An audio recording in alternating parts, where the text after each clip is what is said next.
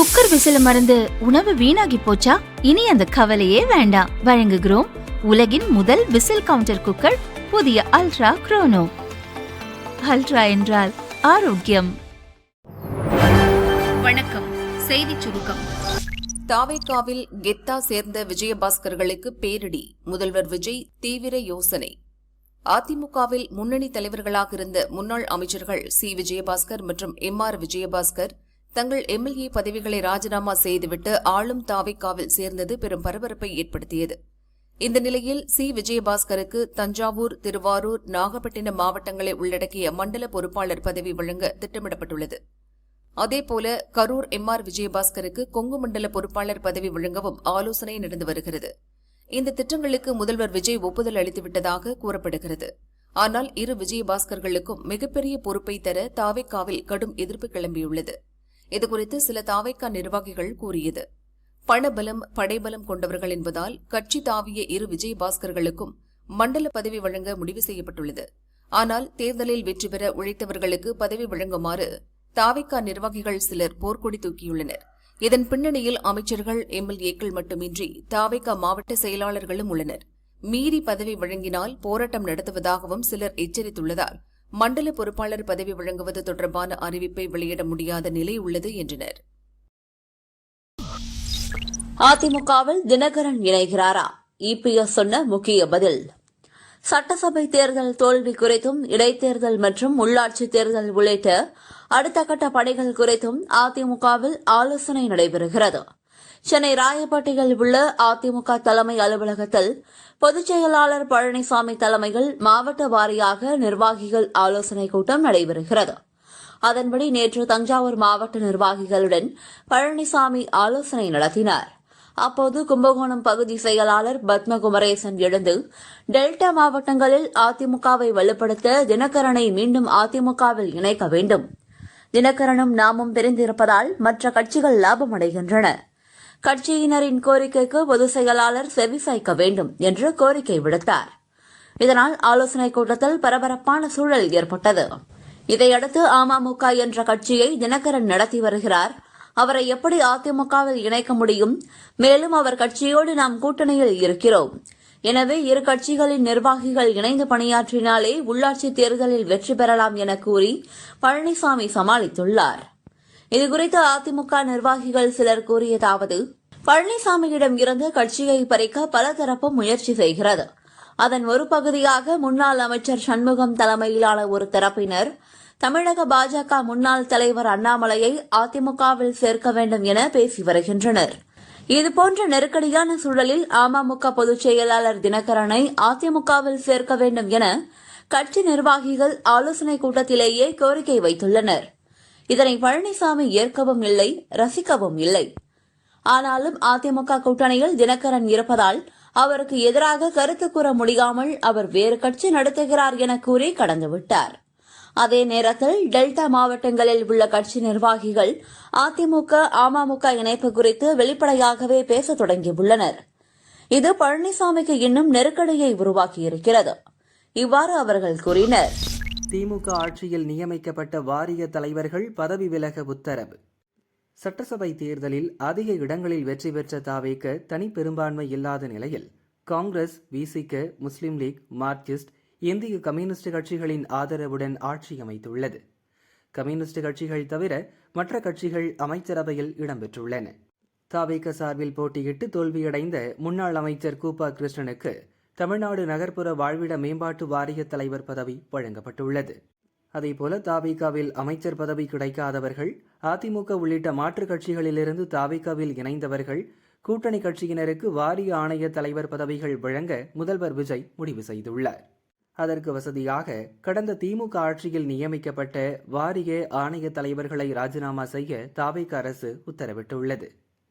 அதை ஏற்று தமிழ்நாடு தீயணைப்பு ஆணைய தலைவர் சங்கர் ஜிவால், சீருடை பணியாளர் தேர்வு வாரிய தலைவர் சுனில்குமார், மின்சார ஒழுங்குமுறை ஆணைய தலைவர் மணிவண்ணன், ரியல் எஸ்டேட் ஒழுங்குமுறை ஆணைய தலைவர் சிவ்தாஸ் மீனா உள்ளிட்டோர் தங்கள் பதவிகளை ராஜினாமா செய்துள்ளனர். மேலும் பலர் ராஜினாமா கடிதம் கொடுத்துள்ளனர். அதேபோல திமுக அமைச்சர்களிடம் உதவியாளர்களாக இருந்த அரசு ஊழியர்கள் பலர் இப்போது தாவேக அமைச்சர்களின் உதவியாளர்களாக உள்ளனர். அவர்களை அப்பணியிலிருந்து விடுவித்து வேறு பணி வழங்கவும் தாவேக அரசு அறிவுறுத்தியுள்ளது. திமுக அமைச்சர்களின் உதவியாளராக இருந்தவர்கள் இப்போதும் இருந்தால் அரசின் தகவல்கள் அனைத்தும் திமுகவுக்கு சென்றுவிடும். எனவே இந்த நடவடிக்கை எடுக்கப்பட்டுள்ளதாக தாவேகவினர் தெரிவித்தனர். கனிம வளத்துறையில் முறைகேடு, விரைவில் வெள்ளை அறிக்கை வெளியீடு. கல் மற்றும் மணல் குவாரிகளில் கடந்த ஆட்சிக் காலங்களில் விதிகளை மீறி கனிமங்கள் வெட்டி எடுக்கப்பட்டது குறித்து அதிகாரிகள் ஆய்வு செய்து அறிக்கைகள் தயாரித்தனர். இதன் அடிப்படையில் சம்பந்தப்பட்ட நிறுவனங்களுக்கு அபராதம் விதிக்கப்பட்டது.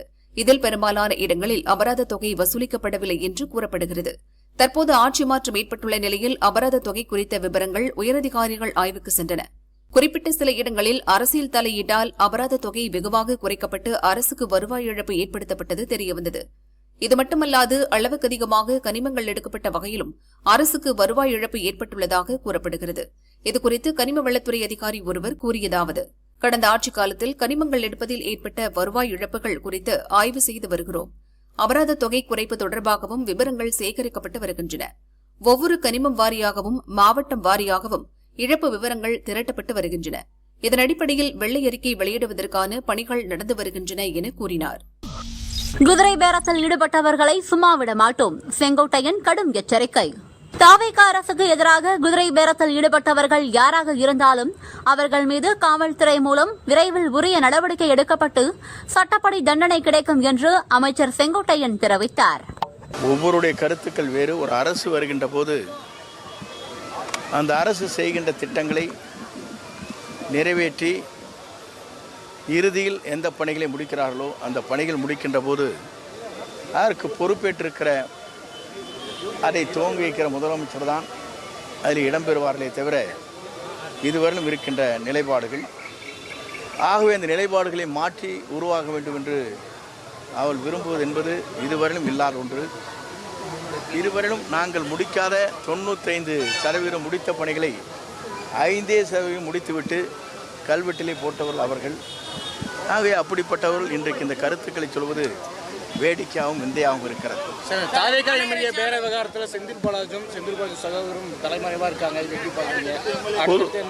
பொதுவாக எங்களை பொறுத்தவரையிலும் எங்களுடைய சட்டமன்ற உறுப்பினர்களை விலை பேசுவது, குதிரை பேரம் நடத்துவது என்பது தமிழ்நாட்டின் வரலாற்றில் ஒரு ஆட்சி அமைந்ததற்கு பிறகு இந்த ஆட்சிக்கு பல்வேறு கருத்துக்களை சொல்ல வேண்டியவர்கள், நல்ல கருத்துக்களை சொல்லி நாட்டு மக்களை எதிர்க்கட்சி வரிசையிலே அமர்ந்து கொண்டு பேச வேண்டியவர்கள் இந்த பணிகளை ஆற்றியிருப்பது என்பது ஒரு வெட்கக்கேடான விஷயம்.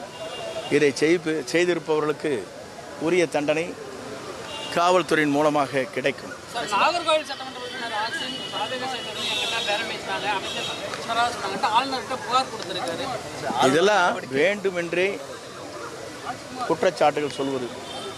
ஆசினை பொறுத்தவரையிலும் உங்களுக்கு தெரியும், அம்மா காலத்தில் ராஜ்யசபா உறுப்பினர், மாவட்ட கழக செயலாளர். அங்கே என்னோடெல்லாம் இருந்துவிட்டு அனுபவித்து விட்டு சென்று திமுகவில் சேர்ந்தார். இப்போது திமுகவில் சேர்ந்துவிட்டு தனக்கு ஒரு விளம்பரம் வேண்டும் என்று இது போன்ற கருத்துக்களை சொல்லியிருக்கிறாரே தவிர எங்களுக்கு அந்த தேவையே இல்லை. அதுதான் முக்கியமான ஒன்று. எங்களுக்கு தேவையான வலிமையான ஆட்சி நடத்துவதற்கு கூட்டணி சரியான முறையில் நமக்கு ஆதரவு தந்து கொண்டிருக்கிற போது ஆசிரியனை போன்றவர்கள் நாங்கள் அழைக்க வேண்டிய தேவை இல்லை. திமுக, அதிமுக, பாஜக எல்லாம் ஆளுநர்கிட்ட புகார் கொடுத்துருக்காங்க சார். தாவேகா எப்போ ஆளுநர்கிட்ட புகார் கொடுக்க போகுது? இல்லை, எப்போதுமே எதிர்க்கட்சியில் அமர்ந்து கொண்டிருப்பவர்கள் இந்த காரியத்தை செய்து கொண்டிருப்பது வழக்கம்.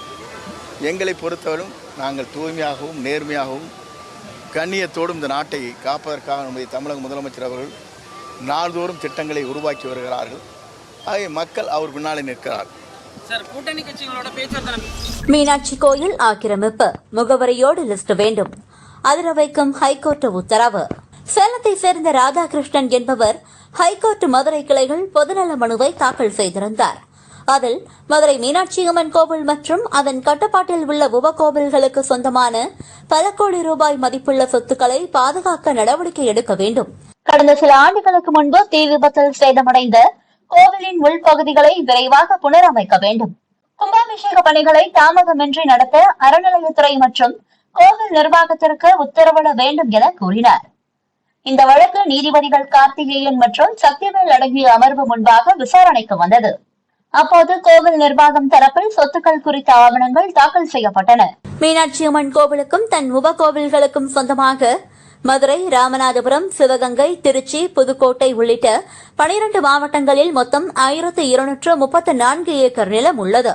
இது தவிர 133 பிளாட்டுகள், 108 கடைகள் மற்றும் மதுரையின் முக்கிய பகுதியான 7 கடல் வணிக வளாகம் உள்ளிட்ட பல அசையா சொத்துக்கள் உள்ளன. ஆக்கிரமிப்புகளை பொறுத்தவரை மதுரையின் செல்லூர் பகுதிகள் மட்டும் கோவிலுக்கு சொந்தமான 8.37 ஏக்கர் நிலம் ஆக்கிரமிக்கப்பட்டுள்ளது. இதில் 1 ஏக்கர் நிலத்தில் உள்ளவர்கள் முறையாக வாடகை தந்து வாடகைதாரர்களாக தொடர சம்மதித்துள்ளனர். மீதமுள்ள ஆக்கிரமிப்பாளர்களை அங்கிருந்து அகற்றுவதற்கான சட்டப்பூர்வ நடவடிக்கைகள் எடுக்கப்பட்டு வருகின்றன என தெரிவிக்கப்பட்டுள்ளது. கோவில் தரப்பு விளக்கங்களை கேட்க நீதிபதிகள் அமர்வு அறநிலையத்துறைக்கு சில கேள்விகளை எழுப்பினர். கோவில் தீ விபத்தில் சேதமடைந்த வீரவசந்தராயர் மண்டபம் புனரமைப்பு பணிகள் தற்பொழுது எந்த அளவில் உள்ளன?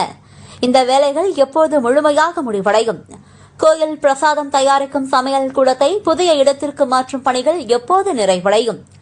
கோயிலுக்கு சொந்தமான நிலங்களை ஆக்கிரமித்து வைத்திருப்பவர்கள் யார்? அவர்களின் பெயர், வீட்டு முகவரி மற்றும் அவர்கள் எந்த நோக்கத்திற்காக அந்த நிலத்தை ஆக்கிரமித்துள்ளனர் என முழு விவரங்களையும் பட்டியலாக தயார் செய்ய வேண்டும். ஆக்கிரமிப்பாளர்களின் முழு விவரங்கள் அடங்கிய அறிக்கையை அறநிலையத்துறை வரும் ஜூலை 20ஆம் தேதிக்குள் தாக்கல் செய்ய வேண்டும் என உத்தரவிட்டனர். வான்வழி தாக்குதலில் உக்ரைனில் 11 பேர் பலி.